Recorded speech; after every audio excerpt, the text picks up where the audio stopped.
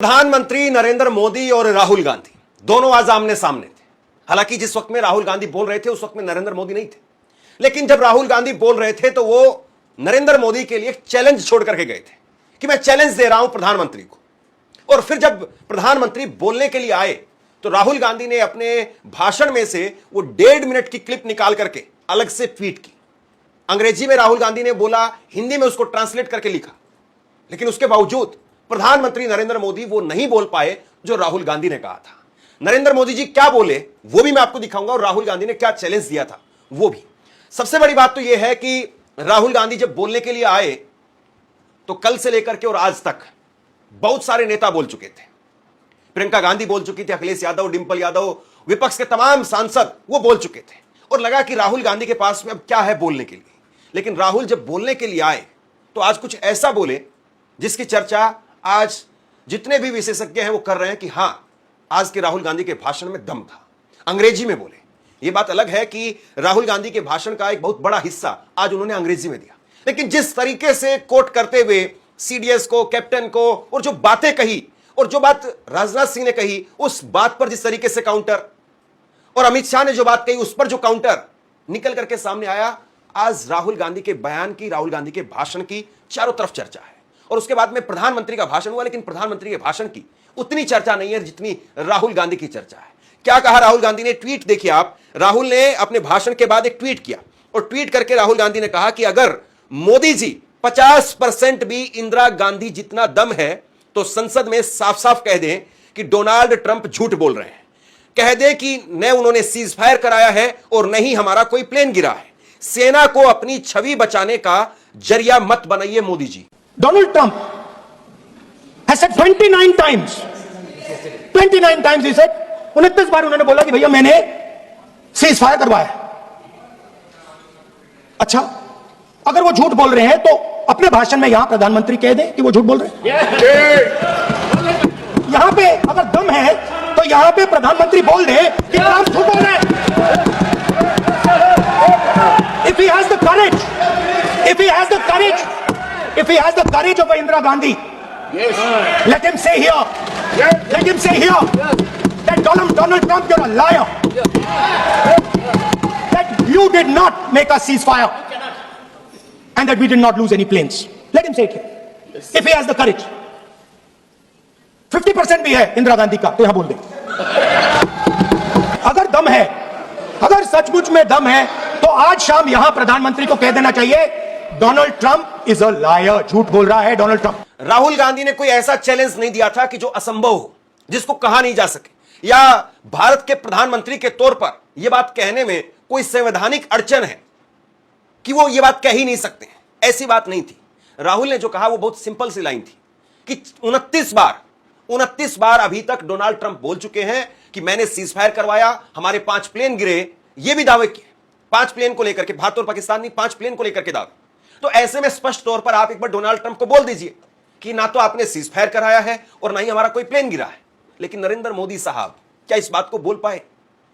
नरेंद्र मोदी जी पर एक तरीके से प्रेशर तो खड़ा कर दिया था राहुल गांधी ने कि वो आए तो कम से कम डोनाल्ड ट्रंप के बारे में कुछ बोलना पड़ेगा। और जब नरेंद्र मोदी आए तो उन्होंने डोनाल्ड ट्रंप का नाम भी लिया, लेकिन वो बात नहीं कही जो राहुल गांधी कह रहे थे। बड़ा घुमा फिरा करके उन्होंने जो है चीज को कहा। नरेंद्र मोदी जी ने कहा कि डोनाल्ड ट्रंप ने मुझे फोन किया 9 तारीख को, 9 मई जब सीज फायर हुआ उससे पहली रात फोन किया और उनका 3-4 बार फोन आया, मैंने फोन उठाया नहीं।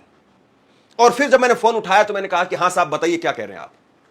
तो उसके बाद में डोनाल्ड ट्रंप की तरफ से कहा गया कि पाकिस्तान बहुत बड़ा हमला करने वाला है। तो मैंने कह दिया कि पाकिस्तान अगर हमला करेगा तो हम उससे बड़ा हमला करेंगे। मैंने कह दिया कि अगर वो गोली चलाएंगे तो हम गोले से जवाब देंगे। लेकिन यह नहीं कह पाए कि आपने जो सीज फायर की बात कही थी वो सीज फायर की बात झूठी थी। यह भी कह दिया कि दुनिया में किसी नेता ने सीज फायर नहीं करवाया है, लेकिन नाम लेकर के स्पेसिफिक आप डोनाल्ड ट्रंप का नहीं कह पाए।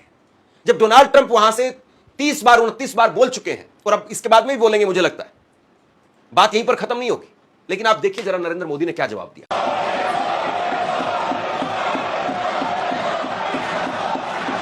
उसी दौरान 9 तारीख को रात को अमेरिका के उपराष्ट्रपति जी ने मुझसे बात करने का प्रयास किया। वो घंटे भर कोशिश कर रहे थे, लेकिन मेरी सेना के साथ मीटिंग चल रही थी, तो मैंने उनका फोन उठा नहीं पाया। बाद में मैंने उनको कॉल बैक किया। मैंने कहा कि आपका फोन था, 3-4 बार आपका फोन आ गया, क्या है? तो अमेरिका के उपराष्ट्रपति जी ने मुझे फोन पे बताया कि पाकिस्तान बहुत बड़ा हमला करने वाला है। ये उन्होंने मुझे बताया। मेरा जो जवाब था, जिनको समझ नहीं आता है उनको तो नहीं आएगा, मेरा जवाब था, अगर पाकिस्तान का ये इरादा है तो उसे बहुत महंगा पड़ेगा। ये मैंने अमेरिका के उपराष्ट्रपति को कहा।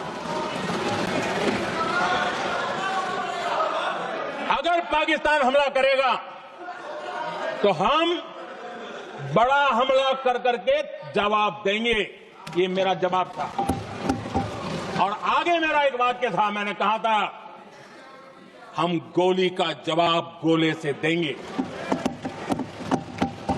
ये 9 तारीख रात की बात है, और 9 रात में और 10 सुबह हमने पाकिस्तान को सैन्य शक्ति को तहस नहस कर दिया था। और यही हमारा जवाब था, यही हमारा जज्बा था। सबसे बड़ी बात तो यह रही कि नरेंद्र मोदी आज जब संसद में चर्चा की शुरुआत कर रहे थे, उसी वक्त में वो कुछ ऐसे बोल गए जो नहीं बोलना चाहिए। देश की जनता कर्ज है। बताइए, ये बात कैसे कह सकते हैं आप? मतलब ये बात कही जाती है कि मैं देश की जनता का कर्ज उतार रहा हूं, मेरे ऊपर देश की जनता का कर्ज है। लेकिन देश की जनता कर्ज कैसे हो सकती है? पूरा देश, पूरी दुनिया यही मानती है कि हम अपने देश के प्रति वफादार हैं, हम अपने देश का कर्ज उतार रहे हैं, क्योंकि देश ने हमें बहुत कुछ दिया है। देश हमें पैदा होने से लेकर के और मरने तक हमें बहुत कुछ देता है। और जब हम पैदा भी नहीं होते, उससे पहले भी देश हमें बहुत कुछ दे रहा होता है, हमारे मां बाप को दे रहा होता है। लेकिन नरेंद्र मोदी जो बोल गए वो सुनिए। देश की जनता मुझ पर कर्ज है। देश की जनता मुझ पर कर्ज है। और इसके बाद में आप देखिए राहुल गांधी किस तेवर में, किस तरीके से जोश के साथ नजर आए। उन्होंने मेज थपथपा करके कहा, और जैसे मेज थपथपाई उसके बाद में ओम बिरला को देखिए आप कि ओम बिरला कैसे राहुल गांधी को टोक रहे हैं। राहुल गांधी ने मेज जोर से थपका करके कहा कि आसिम मुनीर को बुलाने वाले, उनको डिनर करवाने वाले डोनाल्ड ट्रंप कौन होते हैं, जोर से। और उसके बाद में जैसे ही उन्होंने जोर से मेज मारी तो ओम बिरला साहब कहने लगे कि ये संसद की संपत्ति है, जरा आराम से। मतलब यही बात मिली थी क्या कहने के लिए?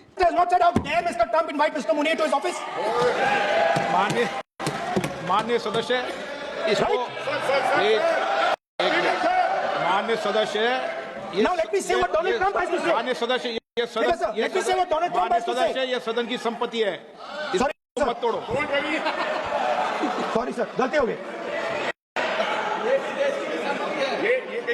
Now we have, according to this government, they have deterred Pakistan, and the mastermind of the whole operation is lunch with the president. और इसके बाद राहुल गांधी ने कहा कि पाकिस्तान की सरकार को क्यों कहा गया कि न हम आपके आर्मी इंफ्रास्ट्रक्चर पर अटैक करेंगे, न ही एयर डिफेंस पर अटैक करेंगे, हम आगे जंग नहीं चाहते हैं। मतलब पाकिस्तान से कहा गया कि तुमने एक थप्पड़ मारा है, लेकिन हम दूसरा थप्पड़ नहीं मारेंगे। आखिर क्यों? क्योंकि इस पूरे एक्शन का मकसद था नरेंद्र मोदी की छवि बचाई जाए। To Operation Sindhur.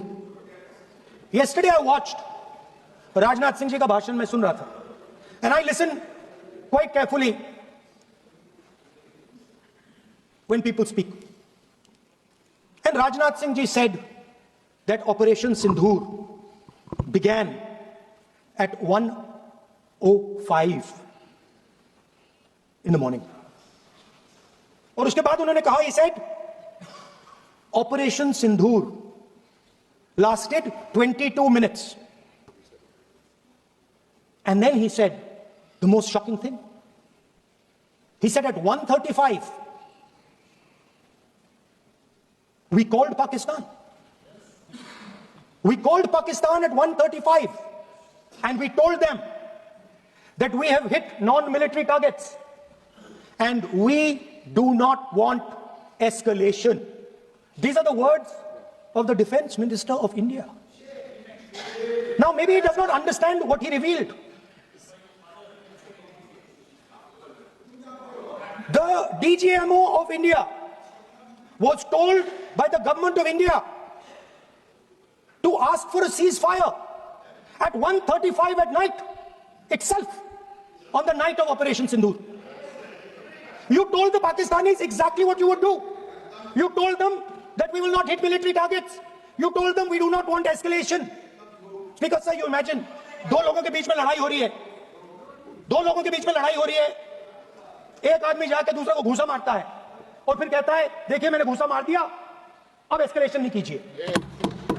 मतलब आपने पाकिस्तान को डायरेक्टली अपनी पॉलिटिकल विल बता दी कि आपके पास लड़ने की पॉलिटिकल विल है ही नहीं, कि आप लड़ना ही नहीं चाहते हो।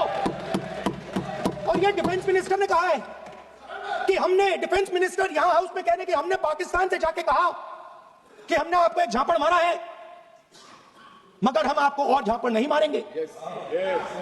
हम एस्केलेशन नहीं चाहते हैं, आप रिस्पॉन्ड नहीं कीजिए और हम मिलिट्री टारगेट नहीं मारेंगे। Meaning the government of India informed the government of Pakistan that we have no political will, we don't want to fight, we have done this, we have just done this action. Surrender, immediate surrender in 30 minutes.